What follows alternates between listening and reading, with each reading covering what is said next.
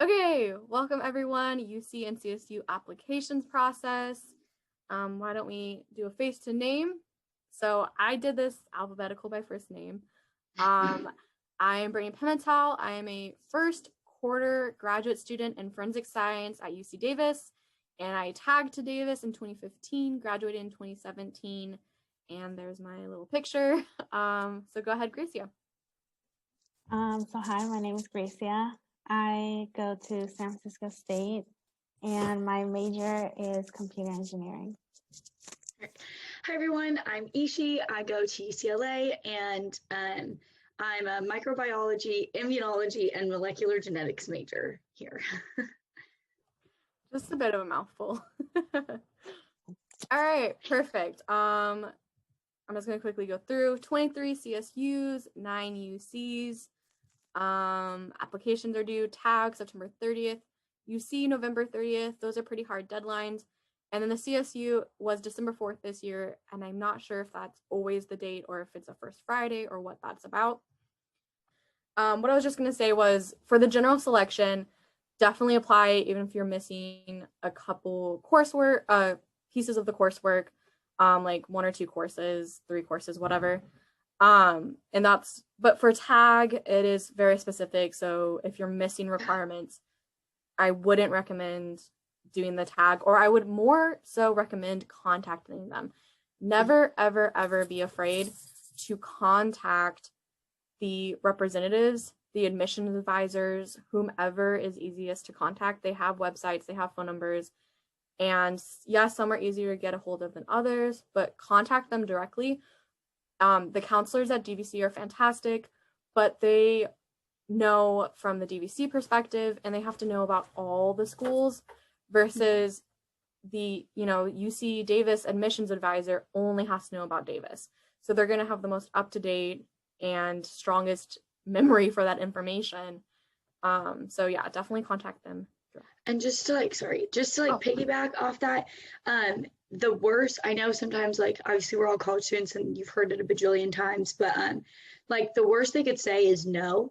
And if you never contact them, you're always going to be in that state of like, what if? And that's like a terrible place to be in. That's why, again, like with Amen, when you asked about applying UCLA, like, that's why I encourage everybody to apply wherever they can, because you literally never know. Like people say, you need a certain GPA to get in UCLA, or like a certain GPA to get in Berkeley, Davis, any of the schools. And like people get in with having a lower GPA and people don't get in with a higher GPA. So like there's really no guarantee for anything except tag, which is a guarantee. But there's like really no guarantee with a lot of the like things that they write online or stuff like that. So I just really want you guys to apply, or whatever you guys want. So, but yeah. Yeah. And so I put up this house tag different than generally see applications. I want to rephrase. So it says if you're hitting those minimum requirements for tag, you'll likely be admitted. I want to rephrase that to say there's a stronger chance you'll be admitted, but you won't be admitted if you don't hit those minimum requirements is what I really meant. So you have to hit those minimum tag requirements to even be considered for admission into, sorry for my dog, the tag program. And so I wanted to rephrase that because how I wrote this here is not technically what I wanted to say. But if you are admitted into tag, it is a guarantee at that university as long as you finish all requirements before transferring in fall. And they ask for an update in January with your tag, and it's like due like late January or something like that, I believe.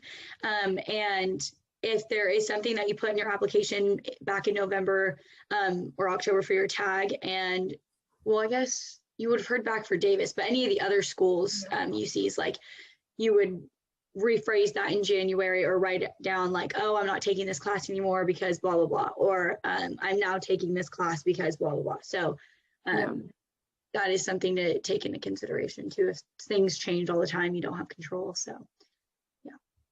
Exactly.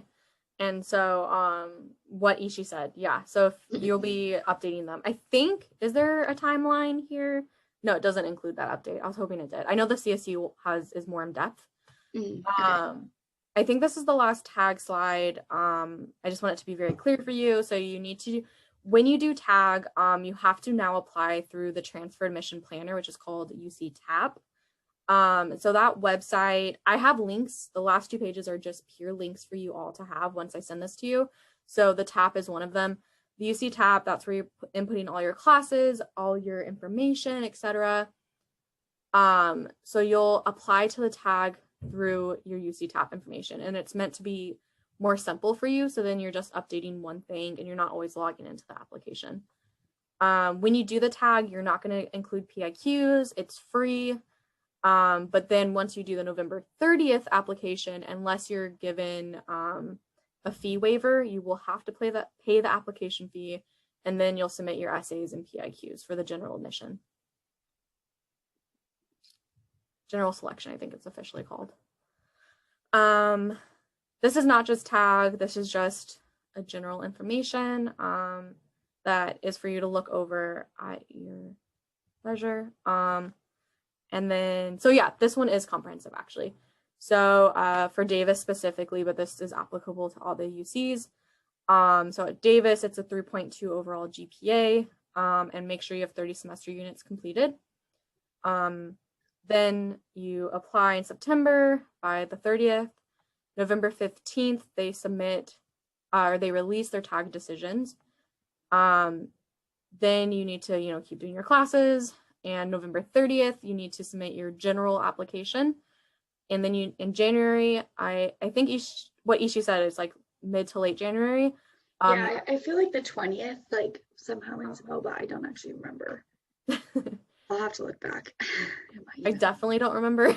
Yeah, it was somewhere, it was like right when school was starting. It was around that time, or like right before school started. That you basically just had to like send, an update of the classes you're going to be taking that semester, the grades that you got from the previous semester, and like it'll ask like at the bottom like any additional information you would like to let us know, and then you just put down like, oh, I dropped this course because blah, blah, blah, or I added a course or anything like that. You would put in that box. I'm sorry, Veronica, I saw your question in the chat. Does that mean like for the fee, are you only applying if you're applying to more than 4 campuses? I think there's a fee for each. Yeah, it's each campus that you apply to. I think it's like $75 or something like that per campus.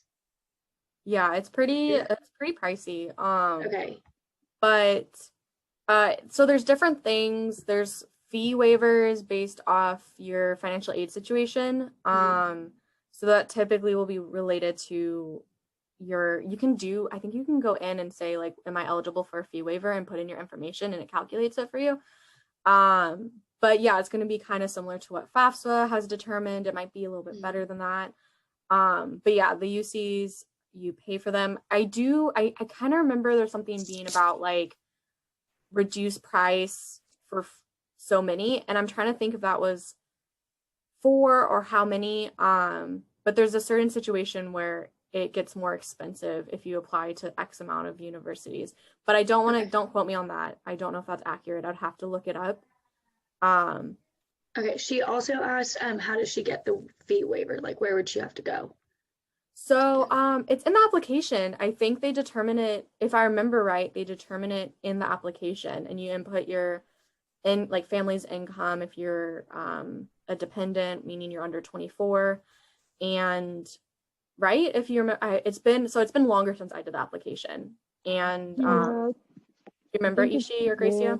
I don't know if it's different for UC, but for CSU, yeah, it just like you put in the information, like, because it's part of the application. Right. And then at the end, it'll tell you, there's like a thing like fee waiver, and it tells you if you are applicable for it. And if you are for CSU, they give you 4 free like fee waivers, so you can apply to 4 different schools for free. And then after that, you would have to pay. Okay, that's probably what the number's from then. That makes perfect sense. Yeah, so. Okay, and go ahead, sorry. also EOPS students get a fee waiver for up to 4 applications. Okay. Yes, thank you, Eamon. I had just remembered that as well. Like the EOPS, you get the fee waivers. And so I was thinking, generally speaking, unless something's changed hugely in your financial aid situation, if you are receiving financial aid or you received like the fee waiver for AP tests when you're in high school, then there's a strong chance you would be applicable that it would be applicable to your situation, that you would receive the UC waiver or CSU waiver. Okay. And I just looked it up as well. I think it is in the part of the UC application. So you get to a certain point and you just fill out all your household information, and then it'll, like, I guess, be at the bottom if you can apply. And this was going around last year. There's no limit of how many UCs or CSUs you can apply to. It was going around that you can only apply to 3, and you pick your top 3 schools. So you can apply to as many as you want. There's no limit of how many. So just an FYI. That's like a weird general thing they were telling you. Yeah. You can apply to every university. I know, exactly. Like there was, we were just like out at dinner one time and I was like with people and they were like, yeah, there's like a limit of only 3 UCs that you can apply to. And I was like, I don't think so. So there's not a limit. You can apply to as many as you want. It just costs money. So whatever you can do is, yeah. There's no limit. Yeah, I was gonna say, like, not to be super cynical, but believe me, they're not gonna turn down your money. You know, exactly. To be terrible. Very true. Don't come after me, UCs. But yeah, so, and the only one I've ever heard of in terms of limit is the 1 tag, and that is a definitive rule. Mm-hmm. But yeah, thanks for that. I hadn't heard of that. So there you go, myth busted. And then, yeah, so continue on. January comes, you update your information, you update your application. Come March, April, May, around then, typically April, you'll get your UC admissions decisions released. And then June, that's why they combined it all together. June 1st for the UCs is the SIR deadline, which is a statement to intent to register. And we'll go into more details into each piece of this. And then July 1st is the deadline for official transcripts and whatnot. However, that is a rough deadline because you will not get your admissions rescinded or anything awful will happen to you if you're late with your final transcripts and that sort of thing. But you need to get your official transcripts in July for sure. And and then have your 60 units unless there's so this is because you need some 60 semester units to count as a junior transfer. There is some leeway, mostly at the CSU level, for sophomore transfers, which is students who transfer below 60 semester units. The UCs are a little more hard deadline, or a hard line on that, I mean. But there is some leeway, and you should talk to the specific university if you're going to be below 60 units. I have 2 things that it reminded me of.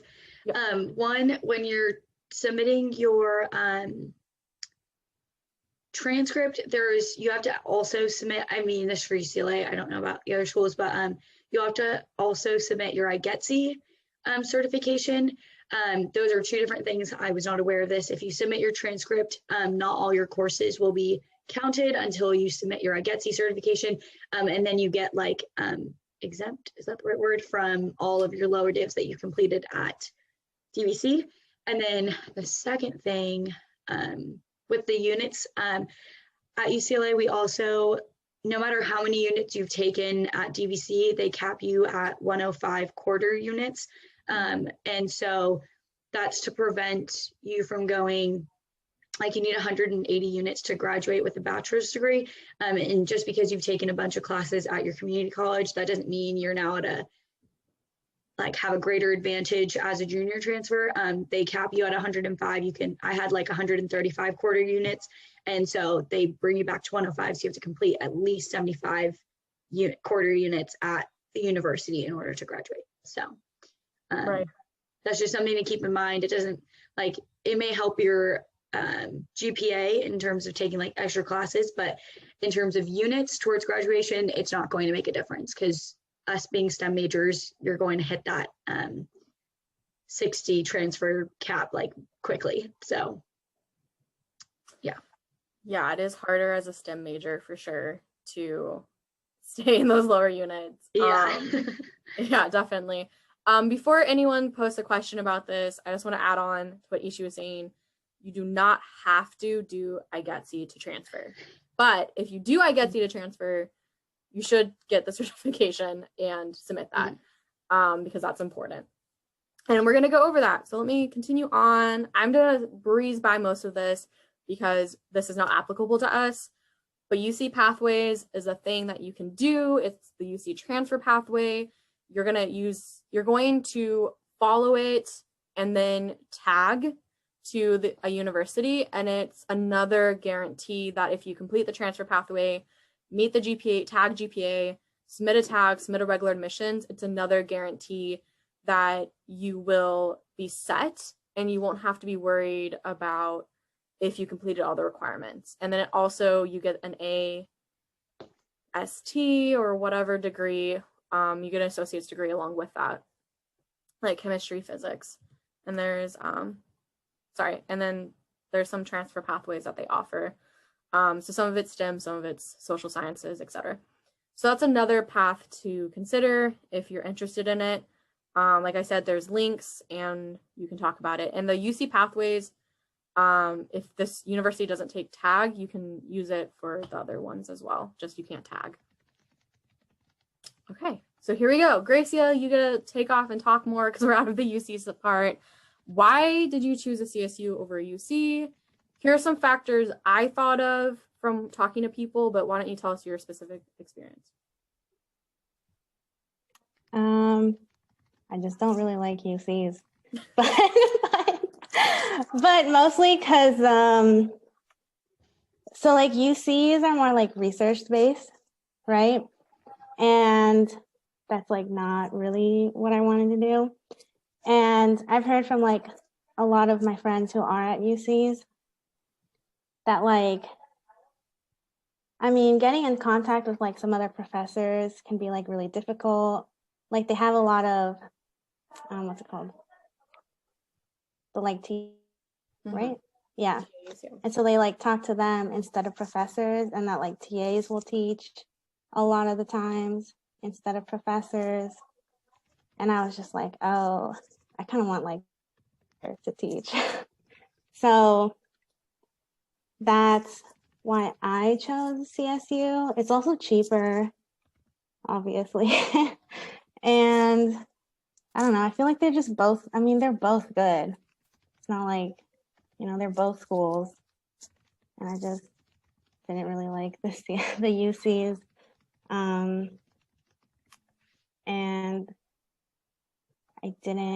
I mean, my dad always wanted me to go to like UC Berkeley, but I was like, no, I don't want to go to UC Berkeley.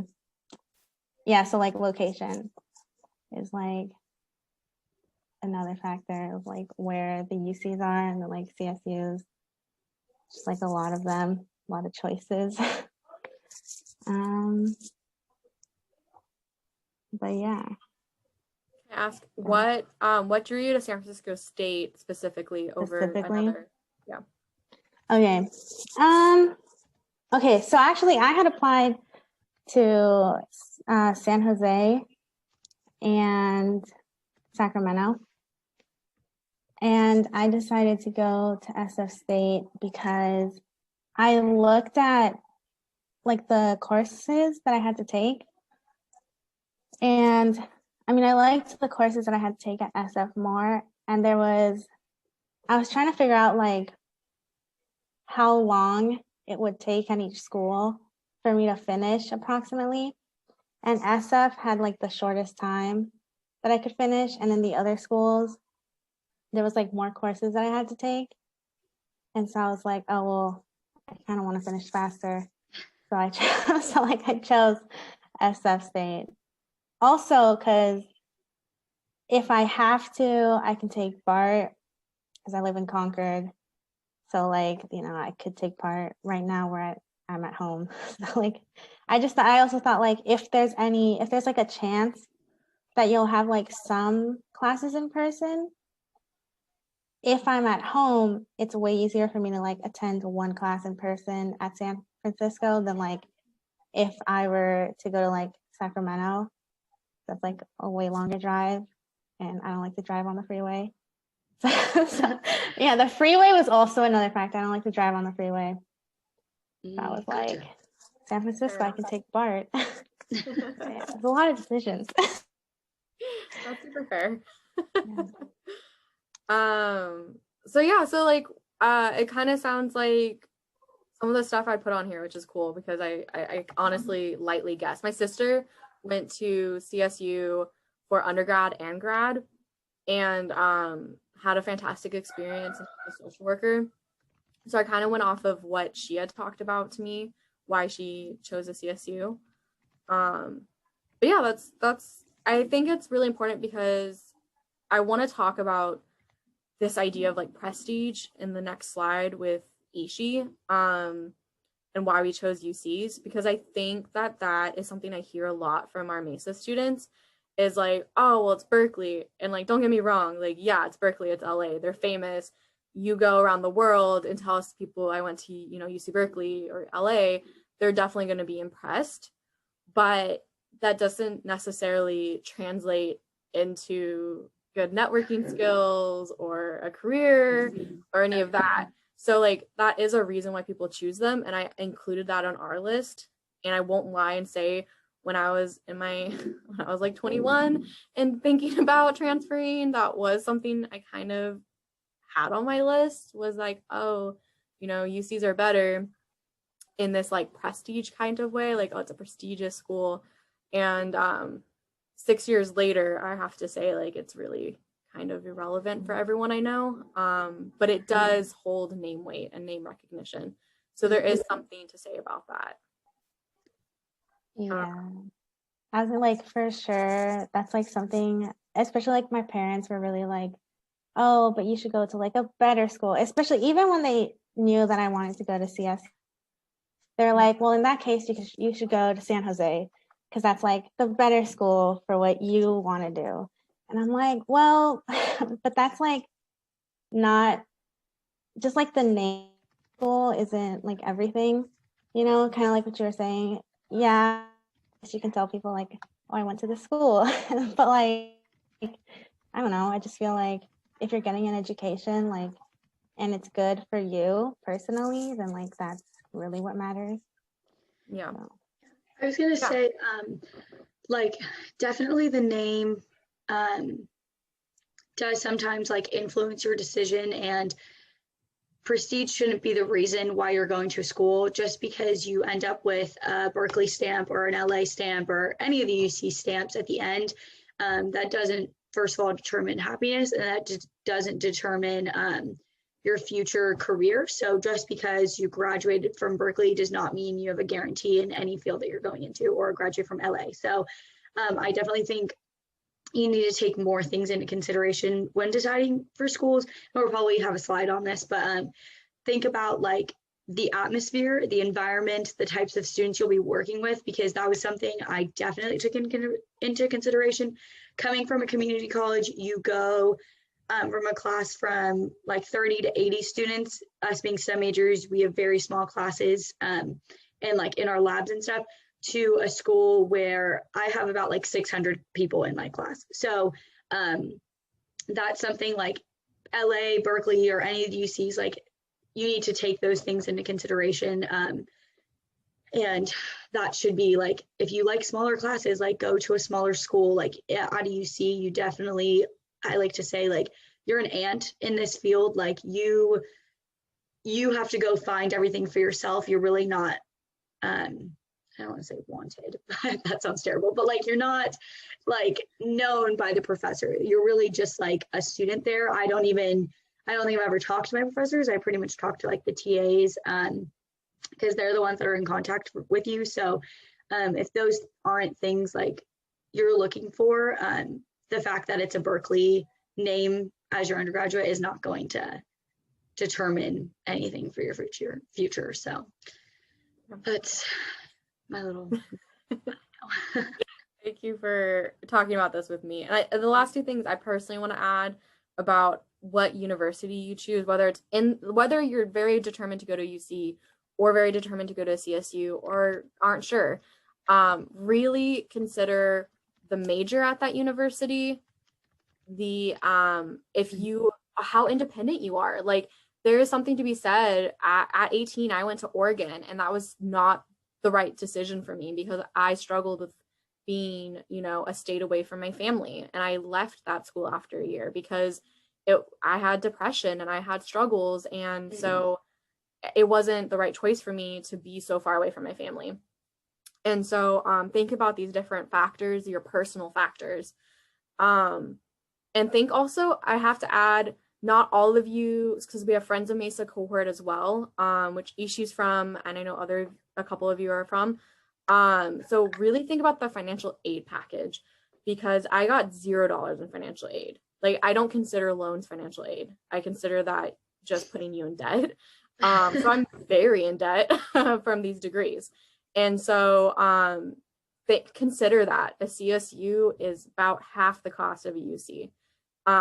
So think about also the housing costs. For example, I moved to Davis, Ishi's in Los Angeles. Think about how expensive is the housing there? How good is the on-campus housing if I choose that route, or the off-campus housing? So I never lived on campus in Davis. I lived off campus because it was more affordable. But Davis is pricey. I pay $1,500 for my 1-bedroom apartment. Like, that's a lot of money each month. So think about these different factors beyond, is it a prestigious university, beyond research and lab opportunities, beyond even like graduation rates or any of that. Think about your major and finances and personal factors, because you do not want to be happiness, like not even happiness, contentedness. You want to be content at that university. And to show one last comment about this, the disparageness between between different majors. So like Ishi's in these 600-person classes. My major in anthropology when I was at Davis, the grand total of the students in that program were 200 undergrads. So my classes range from 8 to 60 students. That's it, 8 to 60. I loved it because I mostly had professors, or I had PhD candidates. Same thing, really. Other than they're not like completely done, but they had done their thesis. They were about to be done with their PhDs. So it was a different experience because that program was small. So like think about being bio, like we talked, bio at Berkeley, bio at Davis is 10%. Psychology is the other 10%. That's 20% of the university right there. Yeah. That major is about 2,000-3,000 students each. So that's a lot. Like Ishi was saying, that's more competition versus I got into a lab in anthropology so easily. I just emailed the professor and he was like, sure, come on into my lab and help do research. So there's less competition depending on the size of your major. Definitely. Yeah. To even add on that, I don't know how many of you guys are pre-med, but even just like going into a grad program or a master's or any of that, you want to look in it's opportunity based, not undergrad, like your location of where you graduated from. So if you go to a smaller school and you're more likely to, Gracie kind of touched on this too, of you're more likely to find opportunities because you're not fighting against 3,000 other students, you're fighting against 200 students, for example, so that's something to definitely look into, where you want to be a student that has experiences and have definitely have extracurriculars and stuff like that, not just school. And again, the Berkeley stamp can only get you so far. So that's definitely something to take into consideration. Yeah. The last thing about the UCs, I do want to emphasize, like I'd said, the CSUs do kind of have a bigger focus on jobs and careers after your bachelor's degree. They tend to also more strongly stay connected with their students and push them into careers, just from a standpoint of what the CSUs say themselves, whereas the UCs are more focused on research and lab opportunities. So for example, why San Jose State, for example, for engineering and computer science is such a strong CSU for that is not just because of its location with Silicon Valley, but because of that aspect of it. So people who get engineering degrees are significantly more likely to stay with a bachelor's than they are to continue on to a PhD or master's. Than say like my sister being a social worker, there's no way she could have not done an MSW. So that's one aspect to consider. And being research-based. So if you're planning on going into something like, for me with forensic science, that's very much research-based. That's very much lab-based. This was the best choice for me. And one of the it makes sense why they chose a UC to have this program. But say you're not, like, and all of your STEM majors, obviously, but say like maybe you're not interested in research or lab opportunities, then maybe give even stronger consideration to CSU when you're thinking about this before you do your transfer applications, because maybe that's not a perfect spot for you and maybe you don't get a good financial aid package. So therefore, don't just throw away CSUs, because I know almost all of our transfer students go to UCs, like 90% of them. And this is why I wanted to emphasize this conversation and make sure make sure that was included. So yeah, just real quick, again, I'm going to breeze through this. This was just CSU, some information about financial aid. 80% of CSU students receive it.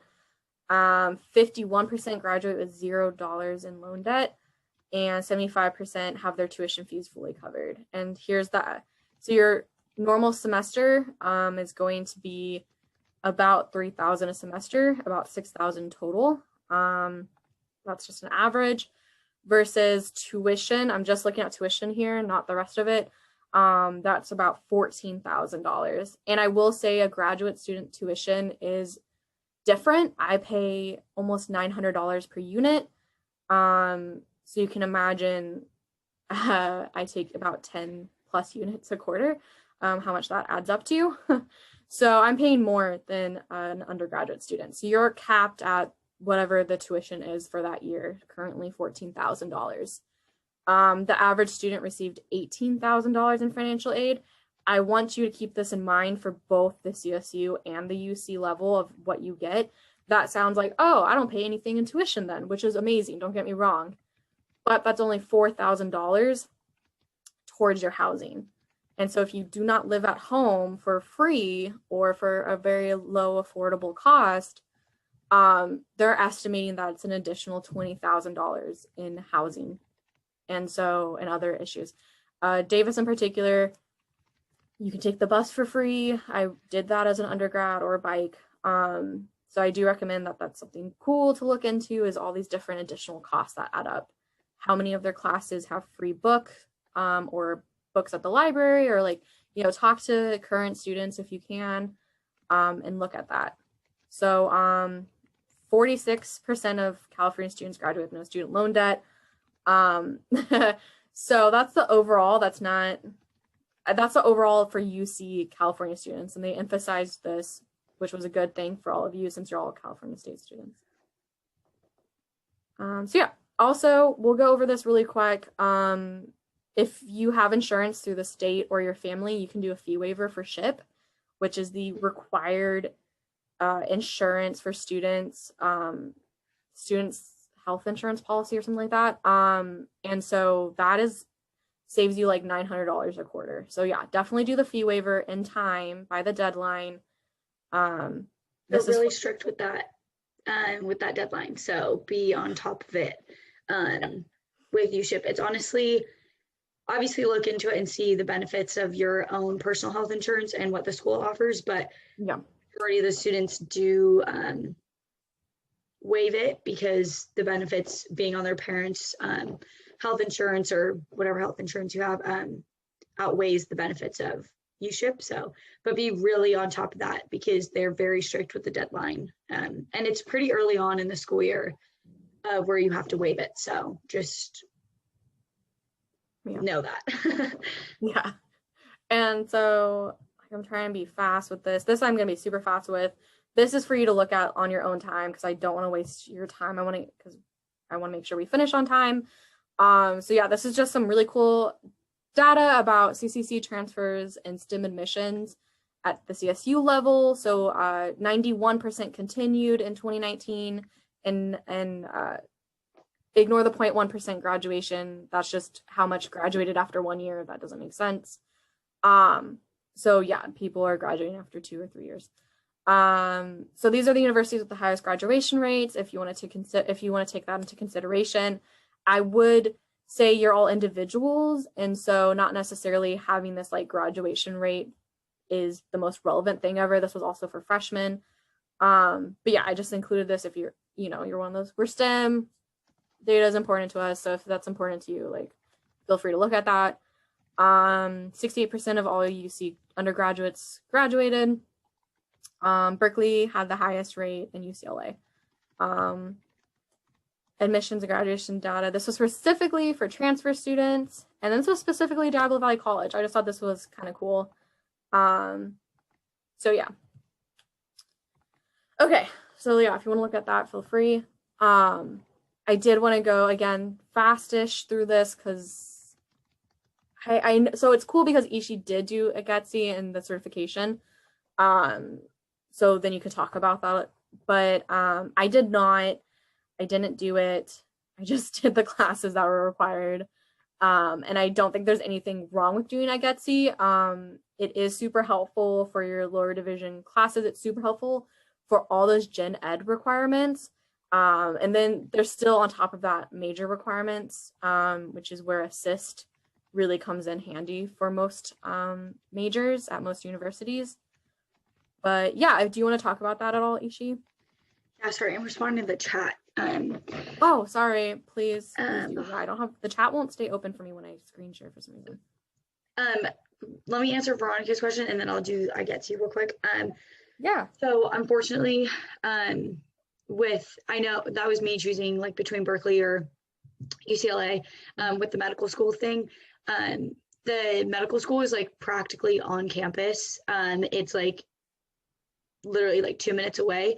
They have a lot of opportunities for undergraduate students in terms of being able to shadow a doctor, shadow a nurse, shadow PA, or even just like work at the front desk or all those things. Unfortunately, right now, those are not possible. They give those opportunities to nursing students because obviously they will be graduating soon or within the like next 2 years.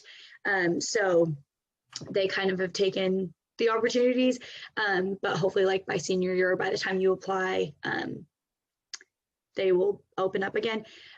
Deciding between like Cal and LA, because the medical school is right on campus, it's easier in terms of commute because UCSF or Oakland's Children's Hospital is like the closest for Berkeley.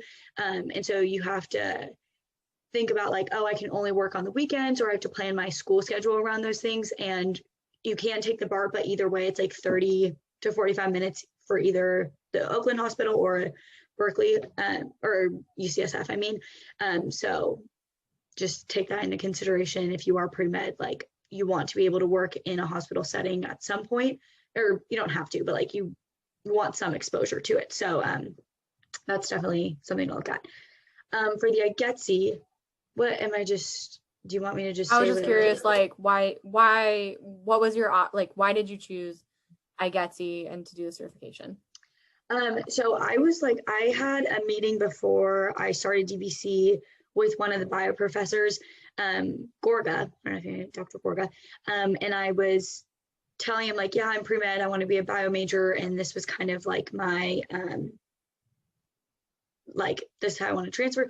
He was like, oh, have you heard of the IGETSI? And he told me it makes life a lot easier when you transfer in term like for undergrad students, because you will have to finish those lower divs at some point. It's mandatory through your undergrad or like to get a bachelor's degree. So it's not mandatory for transfer. There was a lot of students that can transfer without completing the IGETSI. You finish your major requirements, and then you'll just have some lower division courses that you have to take when you transfer.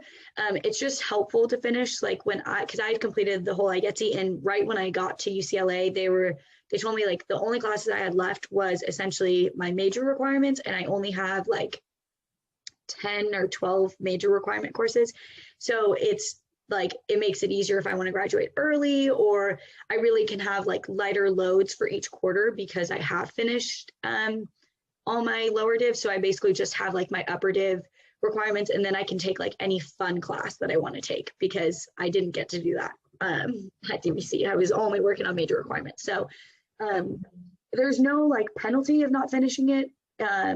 You can do it at your own pace, but I think it is really helpful if you do have the time to do it at DVC, and it's obviously cheaper to do it there. So, so yeah, that's why I finished. Yeah, I completely Counselor? agree. I'm sorry to interrupt, Brittany. Yeah, go for it. Yeah, I spoke with a counselor from like UCLA and UCSB, and at both schools, because I'm not going to finish at GETC, at both schools, I am going to have to fulfill like 4 or 5 courses more when I transfer. So, that's that also has some pluses of like, maybe you're different and you don't want to finish at GETC. Like the plus is like she said, like I won't have to do all major courses when I transfer. So I can slot in an extra like GE and then 2 majors. Yes, it might take longer, like 3 years to graduate, but if you're willing to do that, that's fine. And then again, it's also like an extra year you have to pay. So you have to kind of find your balance and what best like suits you. So yeah, I mean, there's pros and cons to both. No, exactly. That's something like balance when you switch from the semester to quarter. Balancing your coursework is huge. So you don't like here, you may be able to take 3 STEM courses and a GE, for example, and like be able to spread out your work. But in a quarter system, everything is very fast. You are learning the material, like you're going through a chapter a day kind of thing. Like it's really quick. So it's not easy to do 3 STEM classes and a GE on top of that. So you may want to like lighten your loads and leave some GEs that you didn't do at DVC and do them at university or anything like that. But either way, like you said, it would be postponed to like 3 years instead of graduating in 2 years. And then the financial cost of you doing 3 years at university and choosing to do your GEs at university versus doing your GEs at a community college or DVC. Yeah. So. And I want to add, there's like a third option versus doing it all at the CSU before you transfer. Now, I want to add, my experience was the same as Ishi's. I followed IGETC. I wasn't IGETC certified or anything, but I followed it and then did my major requirements. So then all I had as well as upper div requirements and major requirements once I had transferred that you couldn't do at a CC. And I did find that was really convenient and nice. And it made me feel like, oh, I'm finally, in the juicy stuff. Like I'm finally in my major. No, exactly. But the third option, and this happens all the time at DVC too, students who are at the UC and CSU level will take classes over summer at DVC or at any CC that they want. Or you could do it over cyber session as well, over winter break. That's tight on a UC schedule, but I mean, if you really want to make sure that you're finishing in 2 years once you've transferred, that is a third option that's open to you that you could follow, as well as leaving those lower divs, as long as they're not, but make sure is that a requirement for me to take this upper div course? Because that is another issue, is say you take OChem and it's like a requirement for your your major or your upper div class. Major, so like keep that in mind. Yeah, that was something that I know people struggled with, that were supposed to be taking like biochem with me or something like that. They didn't have all their lower divs done, like the prerequisites. And so now they have to do the prerequisites and then move on to their upper divs. So that's something if it's just like a history class or something like that, then those are fine that you could just like add on and add it to a quarter. But if it is a prerequisite, like for example, bio or any of the general chems or math or something like that, I would really look into that and see what classes you need to take for whatever major you're applying for whatever school you're applying to. So I would really look into that before transferring. Amen. Yeah, and you should be able. Oh, sorry, go ahead. I'm sorry. Well, go for it. Speaking of doing three years at a UC or CSU, is it true that transfer students are only limited to 2 years once they transfer, that they have to complete within two years? especially if they want to be funded by the state, if they want to get like financial aid? I would say no. I could have done a third year at a UC and I would have been fine. I would have still received, well, I would have received loans, but that is defined as financial aid. And so I could have done a third year. I could have done all, instead of doing 2 years at the CSU, oh my gosh, I can't talk today. Instead of doing 2 years at DVC for my master's, I could have done 1 year at the UC. And I could have done that option because I had made that decision to follow forensic science during my first year actually at Davis as a transfer student. But instead I finished my bachelor's and did 2 years because it was such a difference in cost. But I could have done a third year, and Ishi could do 3 years if needed. No, It's UCLA I was gonna say depending. Yeah, I was gonna say UCLA caps you only get 1 extra quarter. So you get 2 years. Yeah, you get 2 years, and then you will graduate with, like, I'll be class of 2022. You'll graduate then, but you will only get, if you're not completed, you only get that fall quarter. And that fall quarter is only if you don't finish your major classes. So let's say you're applying for a minor and all you have left is your minor classes. They won't let you continue for that fall if you've completed your major. And you just like don't get a minor at that point. So I'm like 99% sure UCLA does not let you go past that 2 years and then a quarter if you need it for your major. And Berkeley as well. Yeah, okay, Berkeley. Yeah, Berkeley. I didn't know about LA. Thank you for that. I had no idea. Berkeley I did know about. Davis though, I can't say if they'd let you go past a third year, but I do know people who did do 3 years that were transfers. So I don't know if that's their cap, maybe is 3 years. I just don't know a single person who had to do more than 3 years. But yeah, I know several that did at Davis. So it could, and Berkeley and LA are the most competitive, and selective. So it could just be, they tend to kind of go with each other in that way. Also, they're just trying to like get you out of there. They're so highly selective, and now they just kick you out. Like once you finally get in, you're like, oh, you only get 2 years. Also, the cap like you're talking about, I think it refers to unit cap. So, because I think those who take 12 units get some leeway, because technically that's not really an extra semester. You just took less units. I mean, that's what I was told. So, like UC Santa Barbara has a 200 unit cap. So that's technically one extra semester. I mean, one extra quarter. But if you're taking 12 units every quarter, you're not going to finish it. But they let you because technically what they define as an extra semester or extra quarter is by the units and not necessarily by the time you're there. So I just don't want to get people confused with that. Yes, so, I see. So would you be able to finish like with only 1 quarter left if you took 12 units a quarter? So for my case that I was talking about, if I only take 12 units, I need 2 quarters. Yeah, so would you be able to do that? Would they let you? Yeah, apparently, because it's, you just have to be full time, but like 12 units is what they classify. But if I do take 15, I will need that extra quarter. But if I take 12, then I need 2.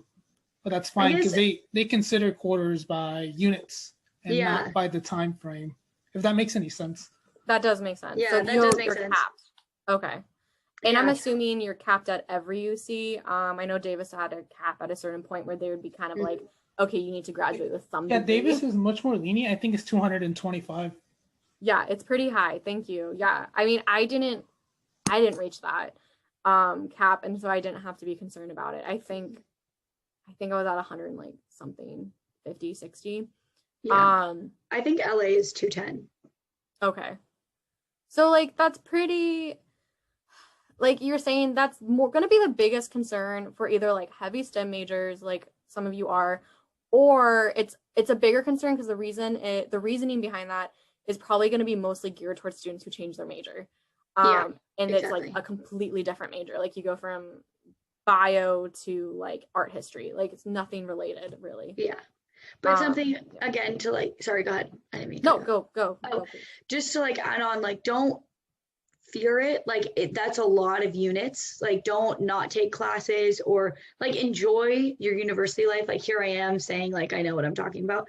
and I've been here for not even a quarter, but I'm just saying, like, just like enjoy your time here. Don't stop yourself from taking a class that you think is fun. Like, just because you are a STEM major, you're not limited to just your STEM classes. Like, this is your university life. Like, you only really get 4 years or however many you are taking for your bachelor's. So like, really, like, make the most of it if you can. Like, don't fear that 200 unit. It's really, like, cap, it's really hard to meet. And like Brittany said, it is for people that switch their majors a lot. It's like stuff like that. And when you transfer, you get stopped at 105. So it doesn't matter how many classes you take at DVC. You could be like there for 5 years and you have like 100 and something semester units. When you start UCLA, I don't know if it's for all UCs, when you start at university, you start with 105 units, like quarter units. So don't fear it. Like, it's not something to be scared of. For Berkeley, the unit cap is 130. Okay. Semester units. Okay. Got it. So. Yeah, there's several. Yeah, again, this is why I keep emphasizing talk to the specific university. Yeah. Because it's so university specific. Like, so for like, you can tell, like, through pure coincidence, I've been to Davis twice now. And so I have the most knowledge about Davis, and my friends all went to Davis for the majority of them. I have friends that went to San Diego, LA, Berkeley, etc. And like, and so like, but I don't know their specific knowledge. And so it's like, you should definitely talk to a counselor and people who have specific knowledge. And